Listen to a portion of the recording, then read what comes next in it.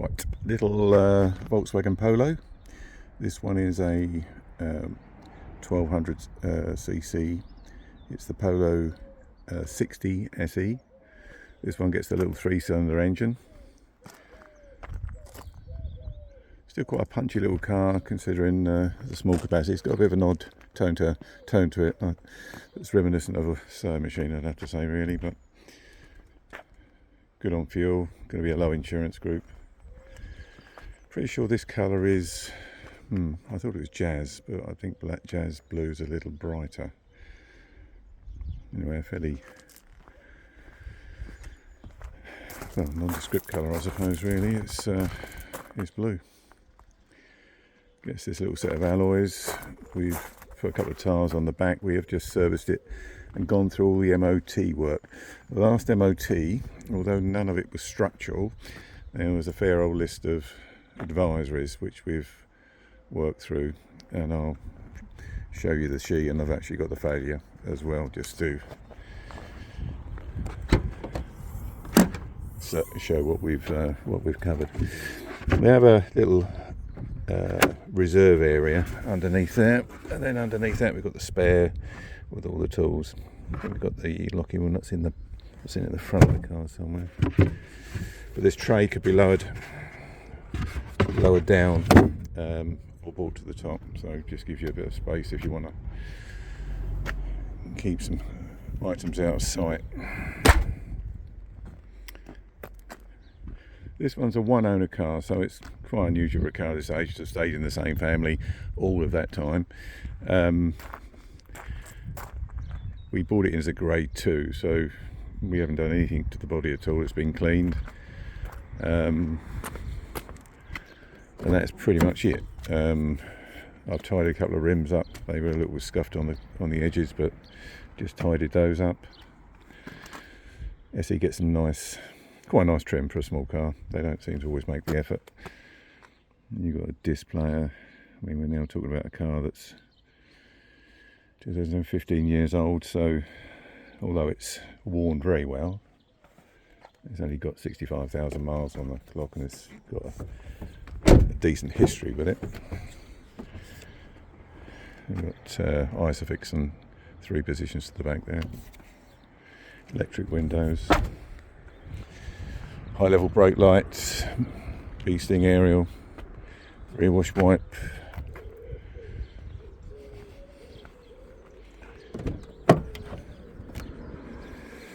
so for electric windows, lock override, window, mirror control with heated elements, set of overmats, 5-speed manual gearbox. Pardon me. And there we go, 65, 624.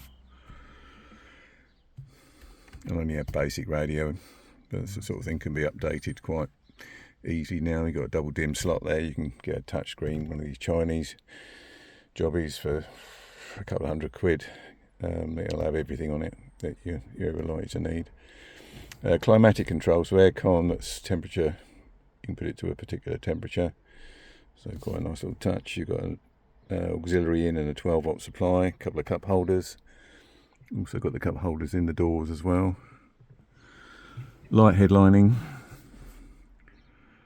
A couple of overrides there, traction override, heated rear window, and hazard flashers.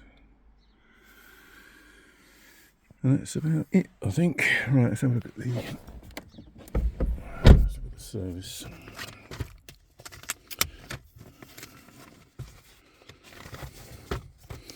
Right, first of all, let's just show you the one owner.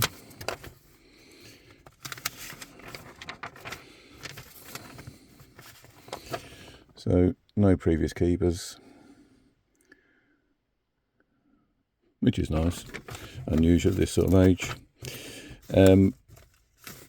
It's got the service book with it. It's got a few extra invoices, but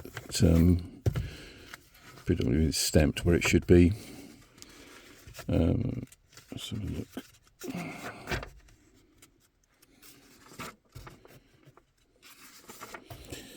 Yes, nearly there. Right. So Wayside, St Albans, supplied 5,000. Then we've got another Volkswagen. Then we look like we've got an independent there of some sort. Yeah, they're mostly independents, which is good enough. It's very simple to look after.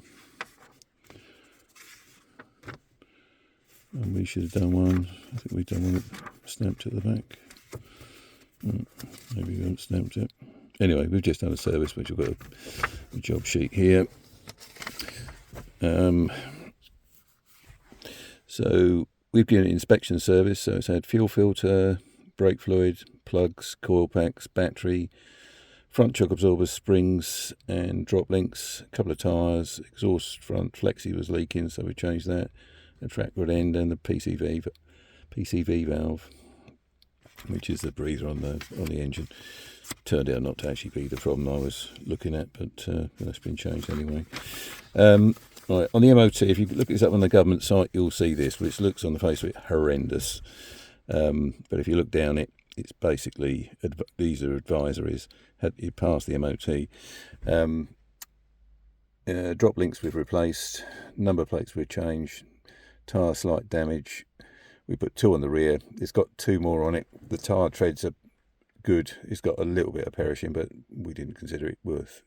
It didn't need to be changed now. They will obviously in the future, but a fairly easy thing to address. Tiny oil leak. That was a bit mean. I think it was just a sump bung off the filter, which we've washed down, and we couldn't actually find that. Coil springs corroded.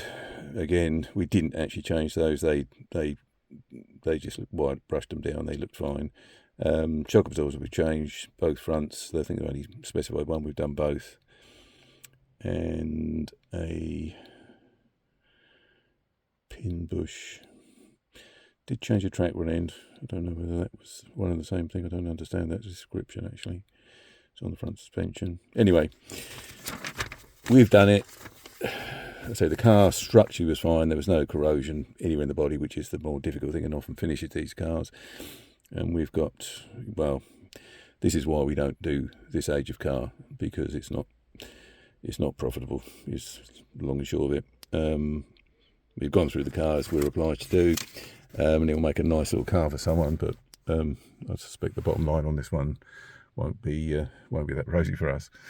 Anyway, there is nice little car. If someone's looking for a first-time driver, it's just going to do the job.